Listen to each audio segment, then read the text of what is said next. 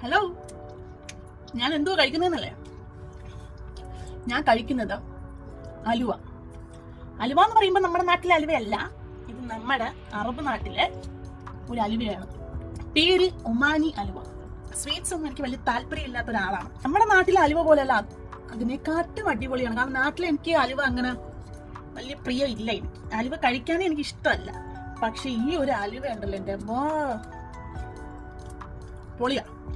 ഭയങ്കര മധുരവും ഇല്ല, ആവശ്യത്തിന് മധുരമേ ഉള്ളൂ. എന്നാൽ സെയിം നമ്മുടെ ആ ഒരു അലുവയുടെ ടെക്സ്ചറും ആണ്. പക്ഷെ എന്തോ ഒരു പ്രത്യേകത ഉണ്ട്. നട്ട്സും തിന്നിട്ട് മതിയാവുന്ന ടേസ്റ്റ്. ഇത് നമ്മുടെ യു എയിലുണ്ട്, ഷാർജ, ദുബായ് അവിടെയൊക്കെ ഉണ്ട്. ബാക്കിയുള്ള രാജ്യങ്ങൾ എനിക്ക് അറിയത്തില്ല. കുവൈറ്റും ഒമാനിലും എന്തായാലും കാരണം ഒമാനി, ഇതിന്റെ പേര് തന്നെ ഒമാനി അലുവാന്ന്.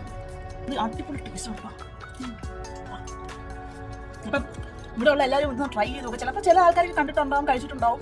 കഴിച്ചിട്ടില്ലാത്തവർക്ക് വേണ്ടിയുള്ള ഒരു ചെറിയ എൻ്റെ ഒരു റിവ്യൂ പറഞ്ഞു എന്നേ ഉള്ളൂ. ഇത് പ്രൊമോഷണൽ വീഡിയോ ഒന്നും അല്ല. സൂപ്പർ സംഭവമാണ്. എല്ലാവരും ഒന്ന് കഴിച്ചു നോക്കാം, കഴിക്കണം. ഇത് കഴിച്ചു കഴിഞ്ഞാൽ ചിലപ്പോൾ നമ്മുടെ നാട്ടിൻ്റെ അലുവയെക്കാട്ടും ഇഷ്ടപ്പെടും. കാരണം എൻ്റെ ചേട്ടൻ ഹസ്ബൻഡിന് നാട്ടിലെ അലുവ എന്ന് വെച്ചാൽ ഭയങ്കര ഇഷ്ടമാണ്. പക്ഷെ ഈ ഒരു സംഭവം കഴിച്ച ശേഷം ഇത് മതി എന്നാണ് പറയുന്നത്. നാട്ടിലെ അലുവ വേണ്ട.